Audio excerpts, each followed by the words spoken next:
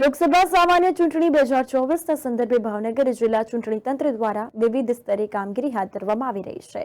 આગામી 7 મેના રોજ મતદાન થવાનું હોવાથી કોઈપણ બૂથ પર વોટિંગ સંબંધિત સમસ્યા ન સર્જાય અને ભાવનગર જિલ્લામાં વધુમાં વધુ મતદાન થાય તે માટે ચૂંટણી તંત્રે આગોતરું આયોજન કર્યું છે।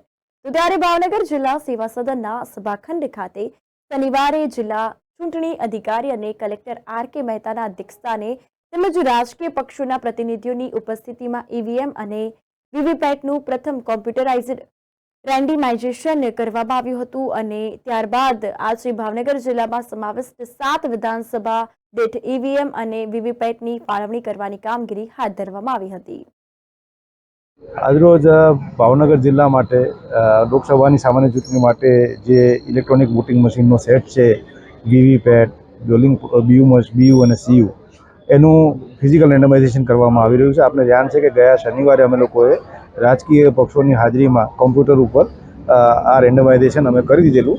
આજે અમે જુદા જુદા આપણા 7 મત વિભાગ છે, મહુવા, ગારિયાધાર, પાલીતાણા, ભાવનગર ગ્રામ્ય, ભાવનગર પશ્ચિમ પૂર્વ, આ પ્રકારની આપણી જે 7 વિધાનસભા મત વિભાગ છે ભાવનગર જિલ્લાના, એના ઇલેક્ટ્રોનિક વોટિંગ મશીન અમે લોકો હવે મતદાન માટે વાપરવા માટે અને થોડા ઘણા તાલીમમાં વાપરવા માટે જે તે વિધાનસભા મત વિભાગને આપવા માટેનું રેન્ડમાઇઝેશન કરી રહ્યા છીએ।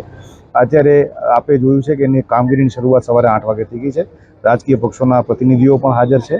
હવે આ મશીન જે છે એ સંબંધિત મત વિભાગના અધિકારીને અમે આપ જોશો અહીંયા અમે લોકોએ મંડપ બનાવ્યા છે, એની અંદર એ લોકો પોતાના મશીન સંભાળશે, સ્કેન કરશે અને એને એલોટ કરેલા મશીન પૈકીનું જ મશીન છે એની ખાતરી થયેથી એ લોકો આ બધા મશીન સંભાળી અને પોતપોતાના વિધાનસભા મત વિભાગમાં જશે। આ પ્રક્રિયા મોડી સાંજ સુધી ચાલવાની સંભાવના છે।